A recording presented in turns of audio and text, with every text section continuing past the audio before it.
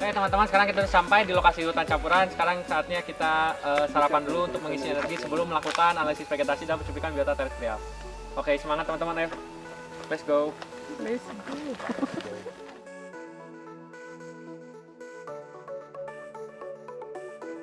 Oke teman-teman, setelah kalian mengisi energi dengan sarapan, saatnya kita masuk ke plot. Ayo kita masuk ke plot sekarang. Ikuti saya.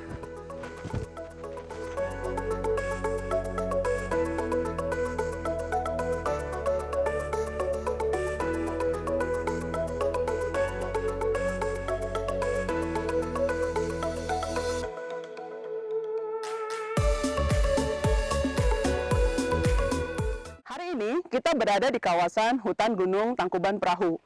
Hari ini kita akan melaksanakan kuliah lapangan kecil yang bertujuan untuk melihat bagaimana keanekaragaman hayati dipengaruhi oleh aktivitas manusia.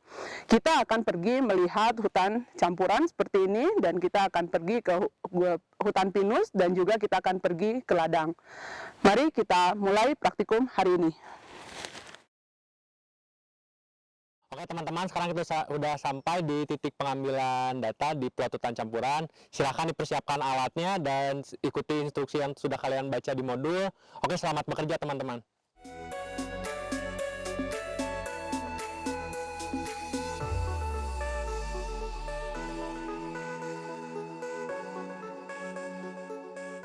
Halo semuanya, perkenalkan saya Oleh. Di sini saya beserta anggota kelompok lainnya akan menjelaskan beberapa metode mengenai analisis vegetasi, pengukuran mikroklimat dan juga hidrofik tanah, pencuplikan biota terestrial, dan juga pencuplikan data mamalia dari 3 ekosistem yang berbeda. Namun sebelum itu, kita perlu mempersiapkan beberapa alat yang mendukung proses-proses tersebut.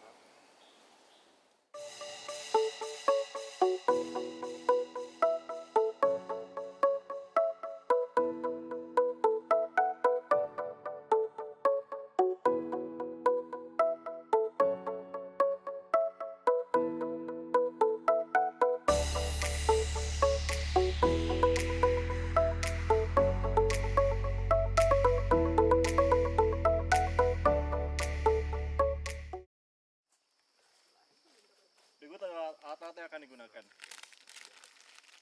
Pada analisis vegetasi, alat pertama yang digunakan adalah pasak DBH. Pasak DBH berguna untuk mengukur diameter batang pohon. Selanjutnya, ada pasak plot. Pasak plot ini berperan untuk menentukan titik ujung dari setiap plot yang akan digunakan. Setelah itu, ada telegrafia yang akan membentuk plot yang akan kita gunakan. Dalam membuat plot, kita juga perlu alat, yaitu kompas bunton. Kompas bunton ini berperan untuk menentukan arah. Selain itu, juga ada hagameter, alat yang dapat digunakan untuk pengukuran tinggi pohon. Kemudian ada GPS Garmin untuk menyimpan data koordinat tempat kita melakukan analisis vegetasi. Setelah itu ada alat tambahan, yaitu pertama adanya kamera. Kamera berguna untuk mencuplik atau untuk mendokumentasikan vegetasi yang kita analisis. Selain itu juga data yang kita peroleh kita tuliskan dalam sebuah lembar data. Data yang sudah di print out dan juga digunakan pensil agar mudah dalam pencatatan. Setelah analisis vegetasi selesai, kita akan lanjut ke pengukuran mikroklimat. Yang pertama kita menggunakan alat lux meter untuk menentukan intensitas cahaya. Setelah itu ada sling psychometer untuk menentukan kelembaban dan juga suhu udara. Selain itu juga ada tambahan untuk data mikroklimat, kita juga memerlukan stopwatch yang ada di handphone ataupun di jam masing-masing.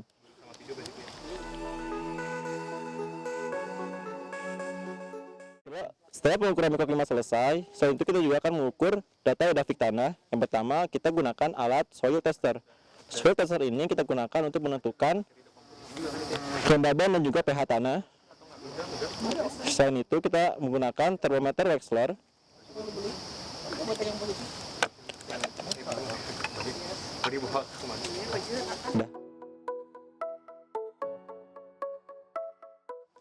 Skop digunakan untuk menggali tanah agar memudahkan alat-alat untuk menancap ke dalam tanah.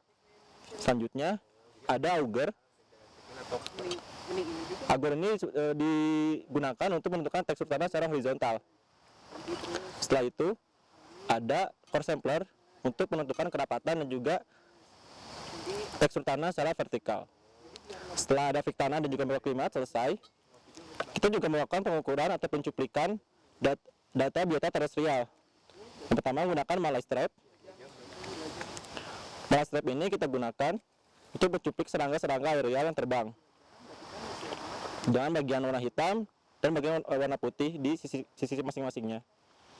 Setelah Malay strap juga ada pitfall trap yang terdiri dari sumpit, gelas plastik, dan juga infraboard. Infraboard ini berperan untuk melindungi si gelas plastik agar tidak terkena air hujan ataupun dari gangguan-gangguan lainnya. Sedangkan sumpit berfungsi untuk menopang infraboardnya. Kemudian setelah pitfall trap ada light trap yang digunakan untuk mencuplik data serangga nokturnal yang aktif pada malam hari dengan adanya lampu yang dipasangkan untuk menarik perhatian serangga. Setelah pengukuran dan pencuplikan biota terestrial, kita juga melakukan pencuplikan data mamalia menggunakan Sherman trap.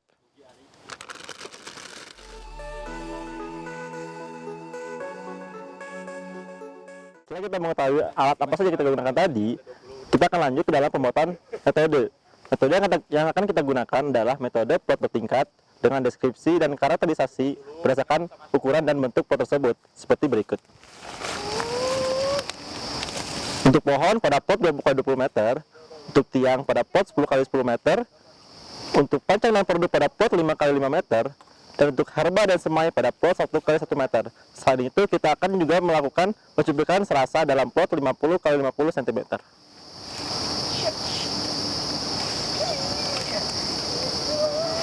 Setelah kita mengetahui karakteristik dan juga deskripsi berdasarkan ukuran-ukuran pot, sekarang kita akan lanjut ke dalam pembuatan pot. Let's go! Langkah pertama dalam pembuatan pot, kita akan menarik telegrafia dan juga aerometer dengan menggunakan kompas, bunton untuk menentukan arah dan juga untuk menentukan lurus atau tidaknya garis pot. Kita perlu untuk menentukan apakah bull's eye level pada kompas berada pada tengah. Setelah bull's eye level berada pada tengah, maka kita dapat menghitung dan menentukan arah dari pembuatan pot kita. Setelah tali membentang sepanjang 20 meter, pastikan tali tegak lurus.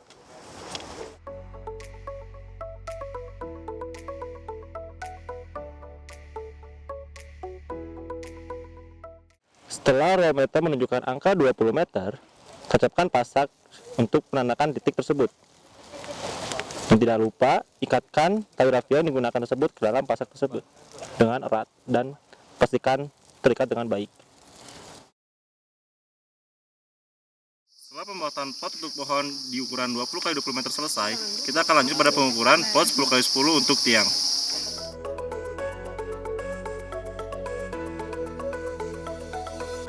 Setelah titik mencapai 10 kali 10 meter, kita tarik kembali titik membentuk sudut 90 derajat hingga menemukan garis plot awal yaitu 20 kali 20 meter dengan bantuan menggunakan kompas Brunton.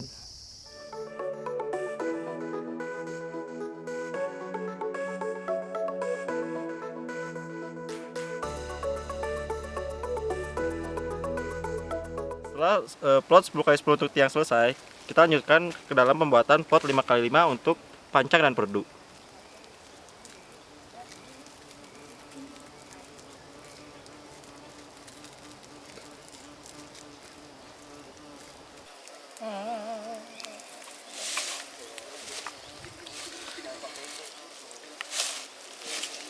Tarik tali rafia hingga mencapai garis 20 plot 20 kali 20 meter yang sudah dibuat sebelumnya. Dan pastikan tali yang terbentang lurus dengan bantuan kompas Brunton. Setelah pembuatan plot 5 kali 5 untuk pancang dan perdu selesai, kita akan lanjutkan ke tahapan terakhir yaitu pembuatan plot 1 kali 1 meter untuk herba dan semai.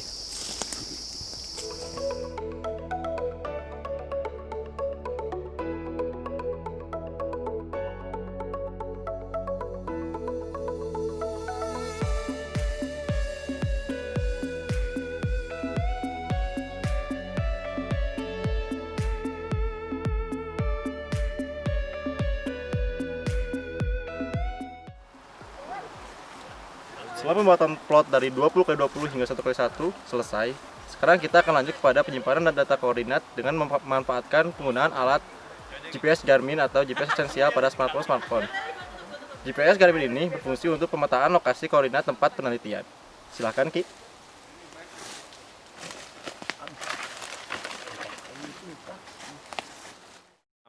Dalam menggunakan GPS Garmin ini, kita tekan tombol on untuk menyalakan alat tersebut. Hingga layar tampil dan muncul. Setelah itu tunggu beberapa saat hingga GPS Garmin ini menangkap beberapa satelit dan dapat beroperasi dengan baik. Setelah satelit tertangkap, dilanjutkan dengan mark untuk menentukan titik koordinat. Dapat dilihat keterangan koordinat terlampir pada layar dan juga terdapat penanda lokasi yang dapat kita atur dengan lokasi yang sesuai kita gunakan. Oke. Nah, karena kita lakukan hutan campuran, maka kita berikan kode HC1.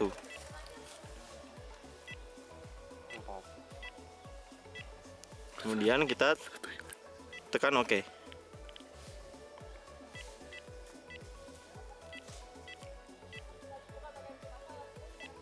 Nah, setelah kode kita selesai, kita simpan data kita dengan save data tersebut dengan menekan tombol OK. Maka data koordinat pada posisi yang tadi kita gunakan telah tersimpan dalam alat GPS Garmin. Setelah titik koordinat lokasi berhasil disimpan, kemudian data koordinat tersebut dicatat dalam lembar data pengamatan.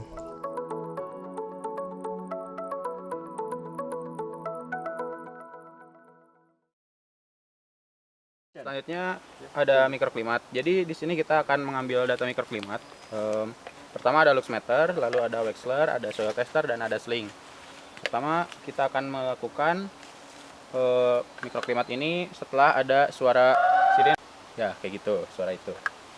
Nah pertama sling, kita basahi dulu slingnya.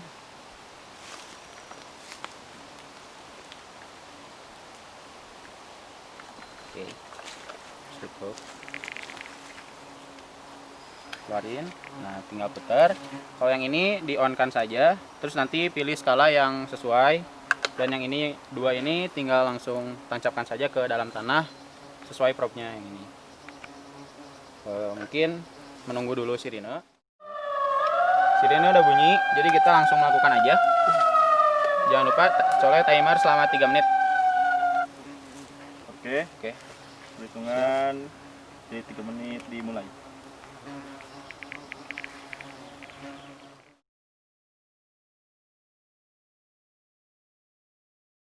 Intensitas cahayanya 1780. Oke. Selanjutnya, Nani. Suhunya 23 derajat, kelembabannya 82%. Oke. Lanjut, Dul. Kalau untuk suhu tanahnya itu 72 Fahrenheit, Oke. pH tanahnya 7, kelembapannya 70%. Pengambilan data mikroklimat ini diulang sebanyak 3 kali di ujung-ujung plot dan di tengah plot 1 kali lagi. Seperti itu.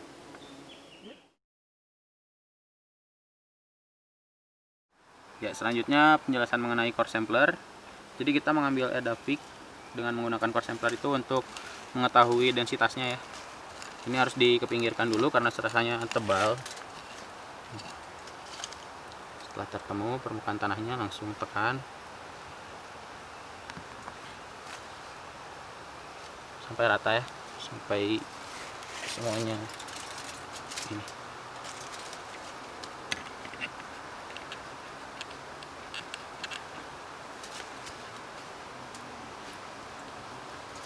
Setelah dirasa cukup, digali dari samping.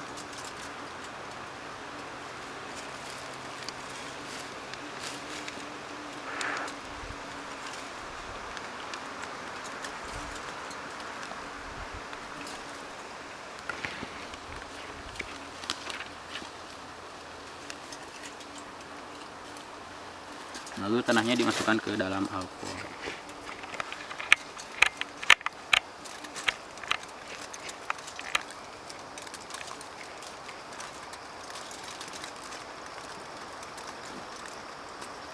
Ini harus sampai bersih ya, soalnya ini akan diukur, jadi dihitung, jadi harus sampai bersih.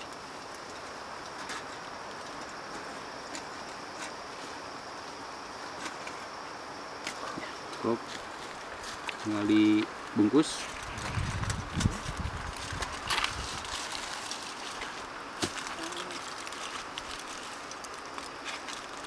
C1 CS.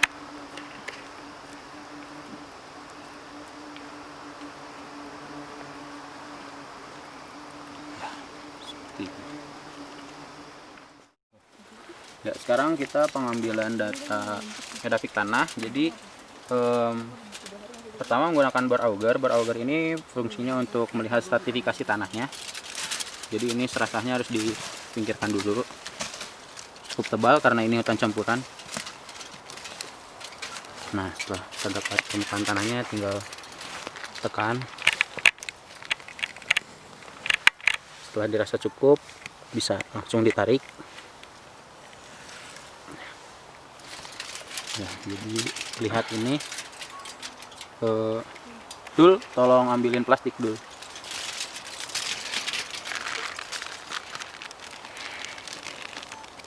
Setelah kita lihat stratifikasi tanahnya, boleh didokumentasikan berupa foto atau dilihat dan diingat atau dituliskan dalam lembar data lalu dimasukkan ke dalam plastik sampel.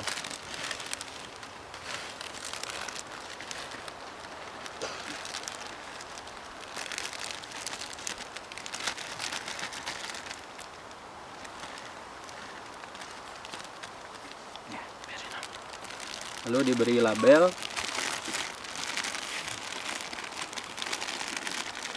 Di label HC1AU.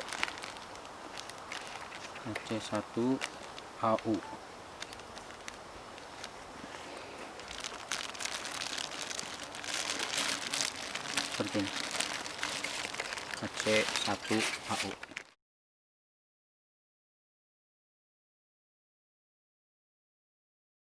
Analisis vegetasi merupakan langkah yang dilakukan untuk survei vegetasi di suatu ekosistem. Analisis vegetasi akan dilakukan dengan metode plot bertingkat. Dan langkah pertama, kita mulai dari tahapan pohon pada plot ukuran 20 x 20 meter.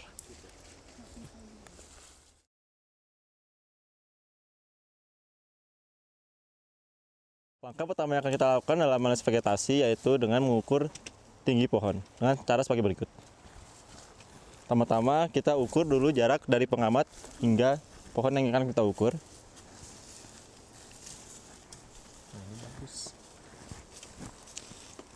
Setelah jarak antara pengamat dengan pohon terukur, data dicatat dalam lembar data pengamatan. Setelah itu, lakukan pembidikan menggunakan alat hagameter dimulai dari dasar pohon hingga menuju ke pucuk atau atas pohon. Data yang diperoleh dicatat dalam lembar data pengamatan dengan satuan meter. Langkah selanjutnya, kita akan melakukan pengukuran diameter batang pohon dengan menggunakan alat pasak DBH dan bantuan oleh meteran. Pasak DBH ini berperan untuk menentukan area diameter batang basal dari pohon tersebut. Setelah itu, kita gunakan meteran untuk menentukan keliling dari pohon ini.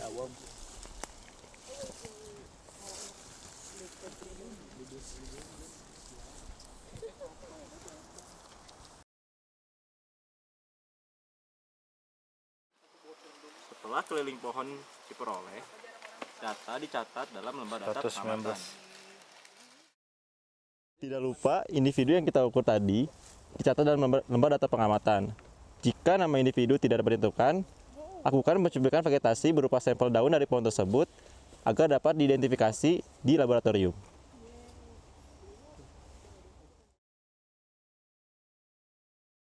Ketika kita menemukan satu individu dengan adanya percabangan dengan 2 cabang seperti ini, kita gunakan metode kuadratik dengan mengukur masing-masing keliling pada percabangan tersebut, kemudian dikonversi kepada menjadi DBH dari masing-masing percabangan, dan dilakukan metode kuadratik seperti berikut.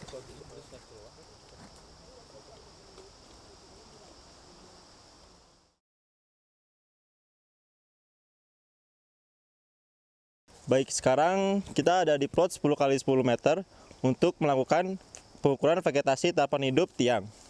Seperti biasa, kita gunakan pasak DBH untuk mengukur diameter basal dari tahapan hidup pohon. Kemudian kita gunakan meteran untuk mengukur kelilingnya.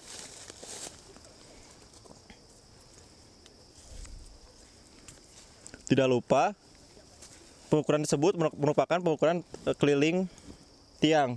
Perlu dikonversi terlebih dahulu agar menjadi DBH dengan satuan cm.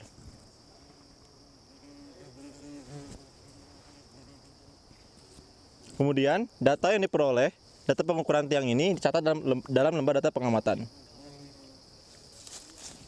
39. Setelah itu, tidak lupa juga lakukan parameter-parameter pengukuran lainnya seperti frekuensi dan maupun kerimbunan.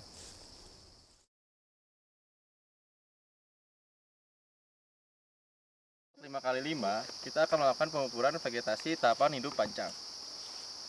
Dengan metode yang sama, kita gunakan pasak DBH dan juga bantuan oleh meteran.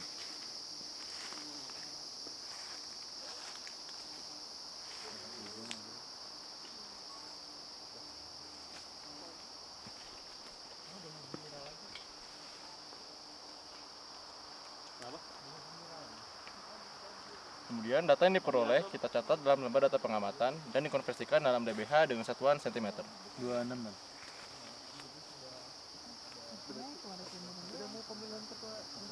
Selain itu, kita juga melakukan pengukuran parameter lainnya seperti frekuensi dan juga kerimbunan. Jangan begitu.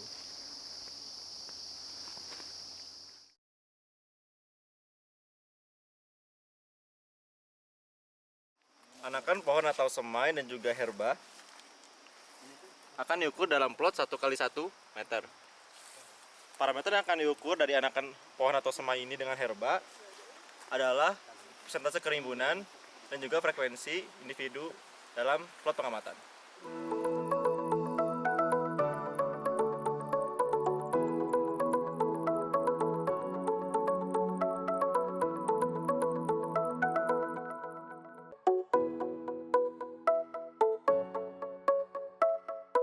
Halo teman-teman, kita kali ini akan mencuplik biota arthropoda di ketiga tapak, yaitu hutan campuran, hutan pinus, dan ladang.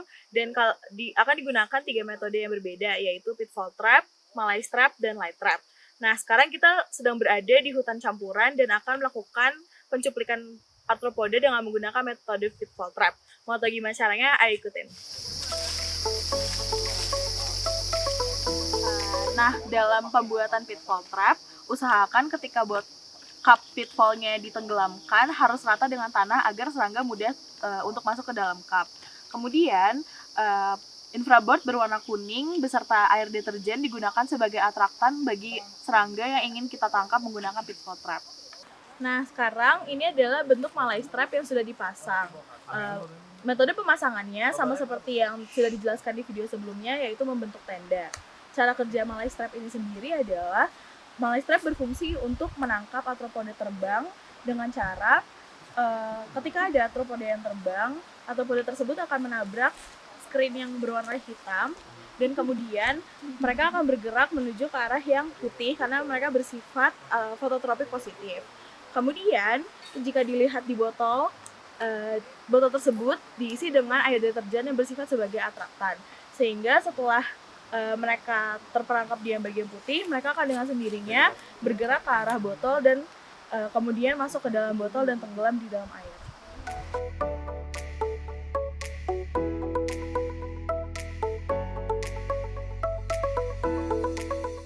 Ini adalah light trap yang digunakan untuk memerangkap serangga yang tertarik kepada cahaya. Nah, light trap ini dipasang dari sore hari hingga malam hari. Nah, untuk light trap sendiri memiliki beberapa bagian. Yang pertama ada light source atau sumber cahaya yang berupa lampu, kemudian ada reflektor, kemudian ada chamber pengumpul sampel serangga yang memiliki corong di dalamnya. Nah, corong di dalamnya ini berfungsi untuk mengarahkan serangga-serangga yang sudah tertarik untuk masuk ke dalam cairan deterjen yang sudah kita isi dalam chamber ini. Nah, untuk menghidupkan light source-nya, kita akan menghubungkan light source tersebut dengan power source di bagian bawah yang bisa berupa aki atau baterai. Untuk cara pemasangannya, light trap akan dipasangkan dengan tali, kemudian diangkat hingga beberapa meter di atas tanah dengan menggunakan dahan pohon sebagai penyangga. Seperti ini.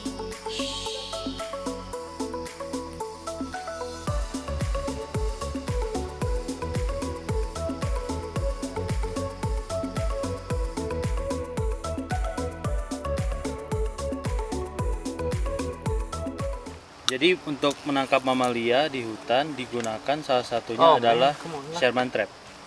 Sherman Trap sendiri memiliki beberapa komponen, dimulai dengan pintu paling depan yang disebut trapdoor, kemudian pintu yang paling belakang disebut backdoor, dan juga di dalamnya terdapat perangkap.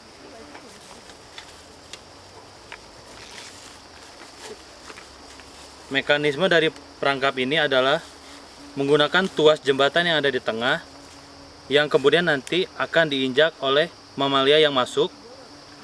Kemudian pintu trapdoor akan tertutup sehingga mamalia akan terjebak di dalam Sherman Trap. Sebelum meletakkan trap pada lokasi, simpan umpan pada sisi backdoor dari trap. Kemudian backdoor ditutup, lalu tekan trapdoor hingga menempel pada tuas. Biarkan mamalia bergerak ke dalam dan menginjak tuas sehingga tuas akan bergerak dan menutup trapdoor. Setelah meletakkan umpan yang sudah terpasang trapnya, ikatkan Sherman Trap menggunakan tali rapia. Kemudian, setelah tali rapia diikatkan kepada Sherman Trap, tali tersebut diikatkan kembali kepada tali sebagai patok yang digunakan untuk lokasi peletakan Sherman Trap.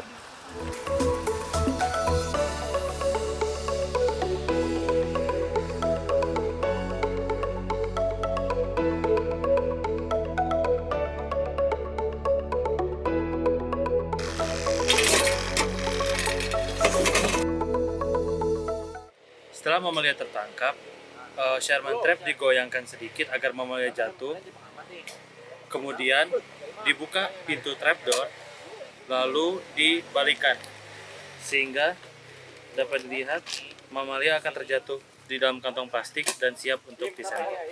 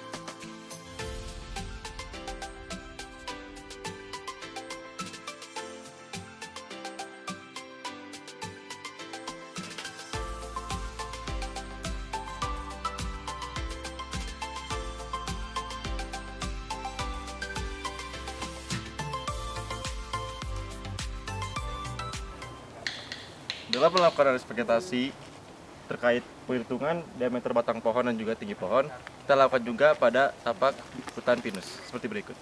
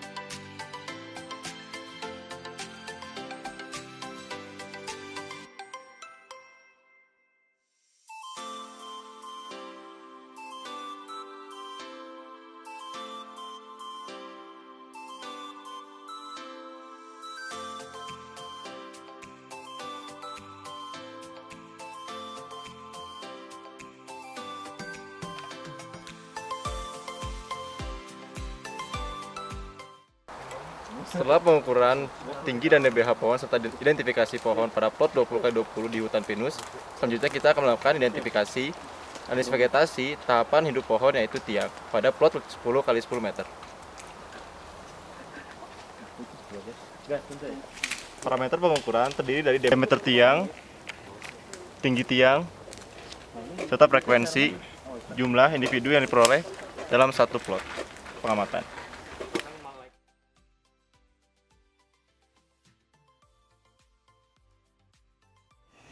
Setelah pengukuran tahapan hidup tiang pada plot 10x10 meter, sekarang kita akan lanjut kepada pengukuran tahapan hidup pancang dan perdu pada plot 5x5 meter, meliputi parameter pengukuran yaitu jumlah individu pada satu plot pengamatan.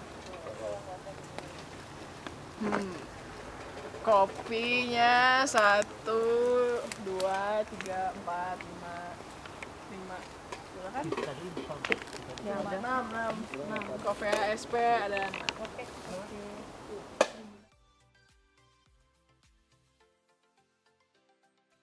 Sekarang kita akan melanjutkan kepada analisis vegetasi pada tahapan hidup, herba, dan semai pada plot 1x1 meter dengan parameter pengukuran yaitu persentase kerimbunan pada plot pengamatan. Cridemia hirtanya 10%. Ini SP1 5%. Terus ini SP2-nya 25%.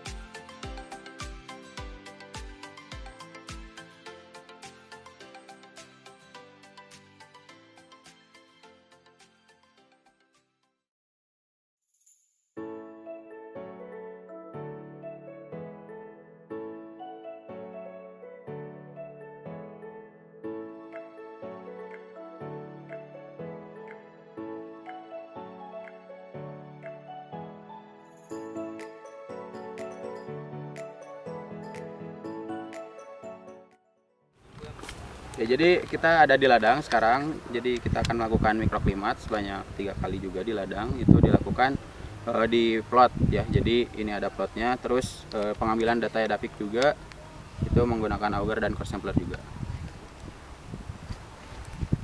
Langsung aja 3 menit.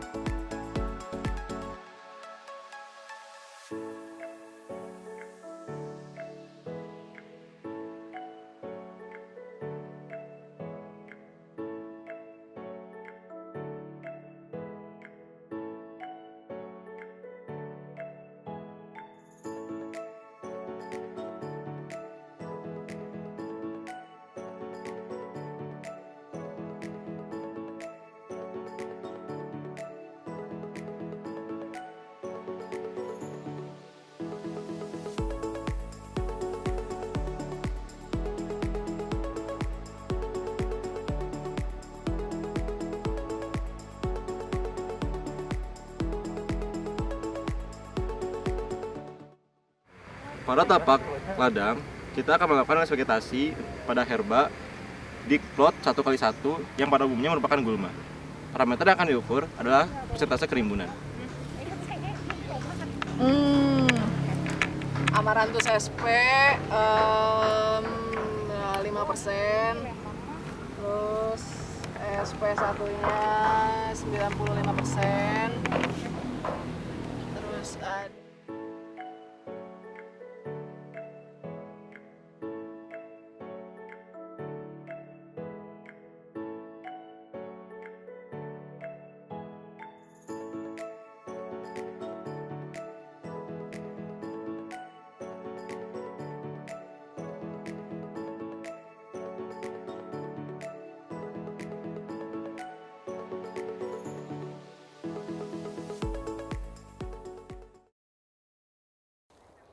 setelah kita ambil sampel-sampel dari lapangan, kita kan sudah ambil 3.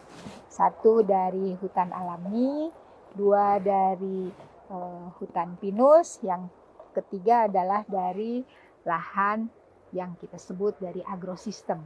Jadi kita punya 3 sampel yang berasal dari berbagai habitat. Nah, nanti kita bawa ke laboratorium, kemudian di laboratorium dipisahkan. Setelah dipisahkan, baru kita identifikasi. Nah, biasanya di ekosistem hutan, terutama hutan alami, kita bisa menjumpai berbagai jenis fauna tanah, baik yang berukuran makro, meso, dan juga mikro. Jadi, kalau disebut makrofauna, mesofauna, dan mikrofauna. Tentu saja penyebutan ini berdasarkan ukuran. Ada ukuran yang lebih besar itu makro dan yang paling kecil tentu saja adalah yang mikro. Nah, kalau yang makro biasanya sangat mudah kita lihat. Ada kelompok semut, ada kelompok hewan-hewan tanah yang bergerak di permukaan.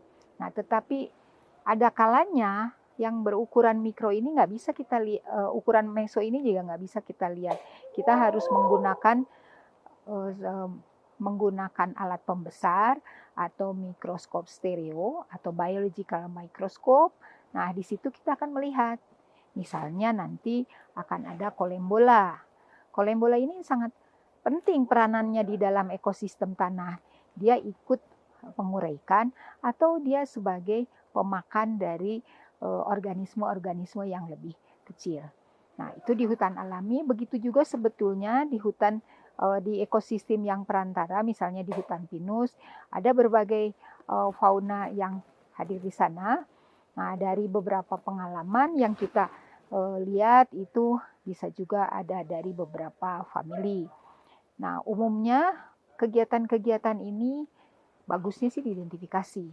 Tetapi ada kalanya karena mahasiswa ataupun kita ini terbatas, baru pertama mengidentifikasi, jadi arahan identifikasi ini baru sampai tahap morfospesies.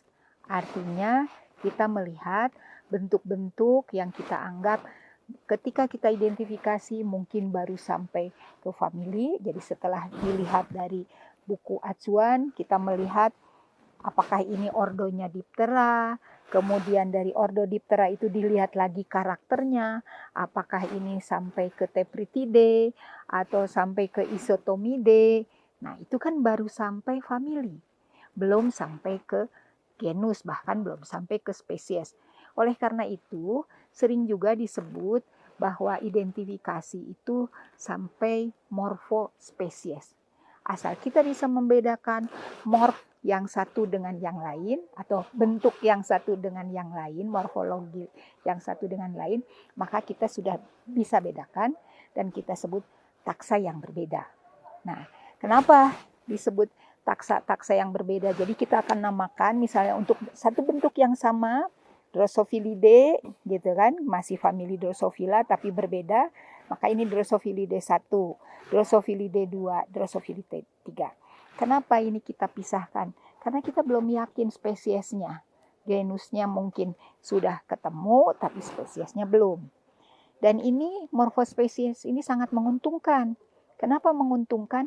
Karena kita bisa melihat apakah komunitas-komunitas fauna yang ada di hutan alami atau hutan pinus ataupun ataupun lahan pertanian, ini kita bisa melihat apakah komunitas yang ada di bawah tanah itu atau below ground community itu serupa enggak? Nah, untuk melihat kesamaan atau tidak samaan memang ada rumus-rumusnya. Tetapi rumus yang dipakai itu adalah sebatas untuk rumus-rumusnya spesies. Sementara kalau kita belum punya nama-nama spesies, kan tidak bisa digunakan nama famili, karena keragaman lebih kepada keragaman spesies yang kita akan analisa. Oleh karena itu, morfospesies itulah yang akan kita amati, akan kita hitung. Jadi kita bisa menggunakan indeks kesamaan, kita bisa menggunakan analisa komunitas, ada yang disebut indeks Margalef, ada yang disebut analisa komunitas, kemudian kita melihat berdasarkan kesamaan komunitas, pakai analisa, pakai rumus Sorensen, dan berbagai rumus. Sehingga kita bisa membedakan komunitas di hutan alami, komunitas di hutan pinus, ataupun di lahan pertanian. Nah, ini penting bagi kita, karena biasanya di kita, terutama di Indonesia atau di Jawa Barat, biasanya hutan atau lahan pertanian itu kemudian ada hutan, kemudian berdekatan dengan hutan alami. Nah, secara teoritis hutan alami ini sebetulnya sebagai sumber dari organisme-organisme. Hipotesa kita, hutan alami ini komunitasnya lebih banyak anggotanya, komposisinya lebih banyak. Sementara di agrosistem atau di lahan pertanian, ya ada, tetapi mungkin akan didominasi oleh kelompok-kelompok organisme tertentu, yaitu yang dia sudah adaptabel di situ, karena lahan pertanian itu kan intensif diolah, gitu. Sementara di hutan alami tidak diolah, gitu. Nah, itulah kenapa di dalam praktikum ini kita mengambil 3 komunitas, karena komunitas hanya bisa dinamai dengan mudah itu dengan komunitas nama tumbuhan. Kita nggak bisa menamakan komunitas itu dengan nama hewan, karena hewan bergerak. Jadi misalnya komunitas hutan alami, ya terdiri dari hutan vegetasi campuran, kemudian komunitas di hutan pinus, baru lagi satu lagi komunitas fauna di lahan pertanian. Mungkin itu dari kelompok-kelompok yang kita bisa bedakan, dan juga dari situ kita bisa melihat peran masing-masing fauna tanah ataupun arthropoda yang diambil dari hasil sampling dengan pitfall yang kita bisa melihat. Kemudian kita nanti bisa juga dianalisanya itu kita cocokkan, kita lihat di teori. Adakah kelompok-kelompok organisme yang punya cara makan yang sama, misalnya kita sebut juga guild, apakah ada juga kelompok organisme yang tingkatan trofiknya masih di bawah herbivora ataupun predator. Nah, ini penting mengetahui itu, karena berjalannya suatu ekosistem dan proses-proses biogeokimiawi yang ada di ekosistem juga bukan hanya ditentukan oleh faktor fisika kimia dari lingkungan itu, tapi oleh faktor biota. Mungkin itu dari saya. Terima kasih.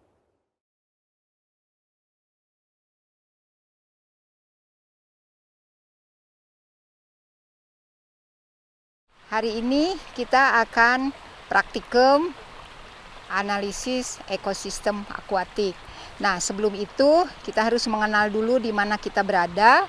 Kita sekarang berada di Hulu Das Cikapundung dengan kondisi lingkungan yang masih ada tegakan-tegakan pohon dan juga ada daerah terbuka.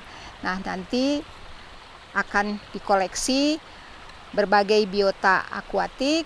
Kalau di sungai yang seperti sungai di hulu ini biasanya kecil sungainya dan juga berbatu, maka akan dilakukan sampling dengan menggunakan jala surber.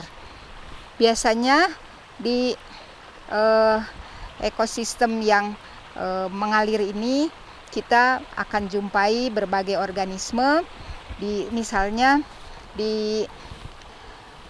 ketika dikoleksi dengan jala surber, kita akan menemukan organisme-organisme. Nah, karena ini kondisinya spesifik, yaitu air mengalir sangat deras dan masih bersih, kita masih menjumpai fauna-fauna yang sangat menarik dan adaptabel untuk kondisi lingkungan yang sangat bersih, misalnya invertebrata dari kelompok planaria.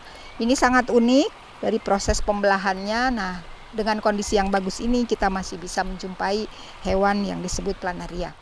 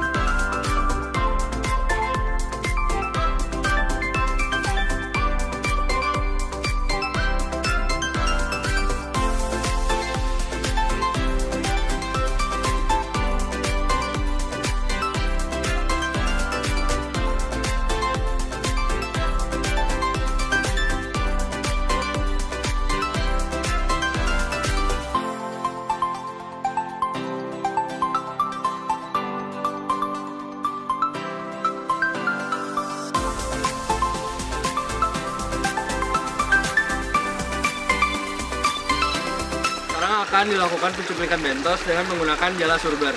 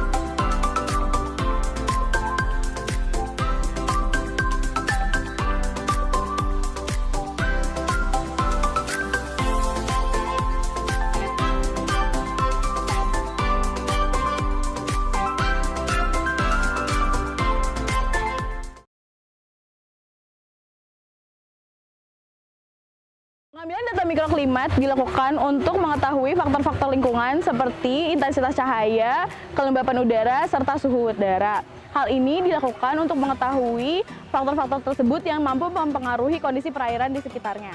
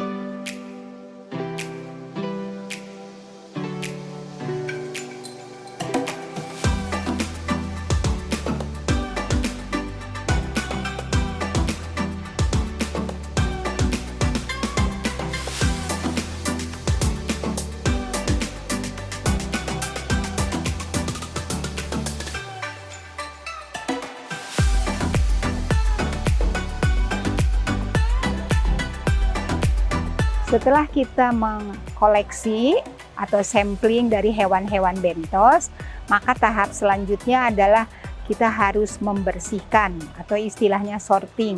Membersihkan dari bagian-bagian yang tidak kita harapkan, yaitu dari sampah ataupun batu-batuan. Jangan lupa ketika mengamati batu-batuan itu untuk dilihat karena masih ada kelompok-kelompok Trichoptera yang larvanya itu menempel di batu, sehingga kita harus membersihkannya. Biasanya dibersihkan dengan menggunakan sikat. Nah, sarang-sarang itu nanti itu adalah isinya larva, dan pada beberapa kelompok larva-larva ini bisa dijadikan sebagai spesies indikator. Nah, itu kalau bentos yang di dalam batu, karena dia bersifat sesil, gitu ya. Nah, jadi tergantung dari kelimpahannya untuk suatu area. Ada lagi hewan-hewan bentos itu yang sifatnya mungkin seperti cacing-cacing. Nah, itu juga dilihat kelimpahannya seperti apa. Nah, jumlah dan kelimpahan ini bisa dipakai untuk sebagai indikator atau penunjuk atau juga penentu apakah kualitas perairan ini masih baik atau juga sudah mulai terganggu. Mungkin itu di situ dari hewan bentos, jadi bisa ketemu Tubifax, bisa ketemu Trichoptera, gitu ya. Itu yang bisa disampaikan. Terima kasih.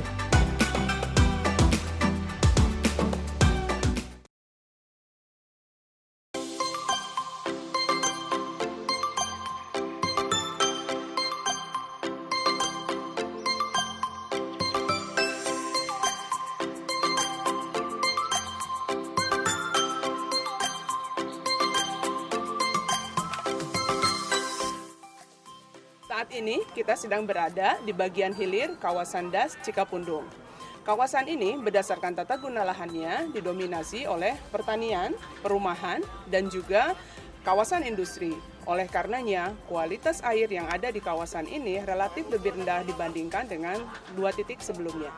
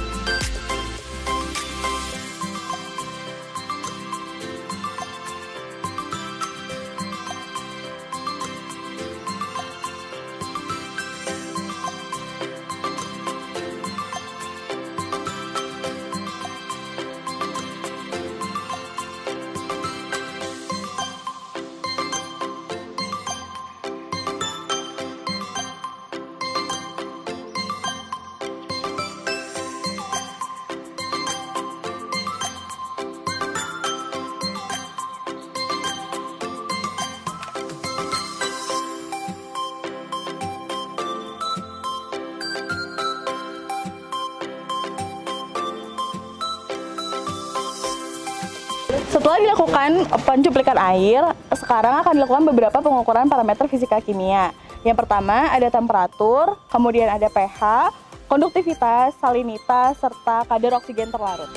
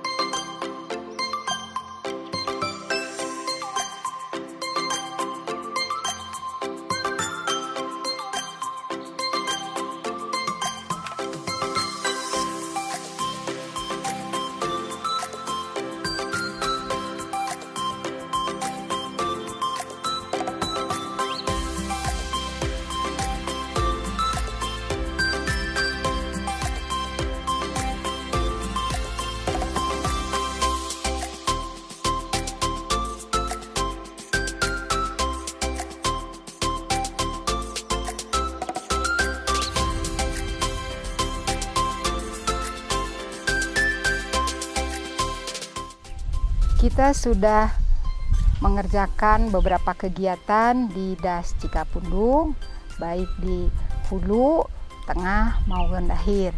Dengan demikian kita sudah lengkap mengamati dan juga menganalisis ekosistem akuatik. Sampai jumpa.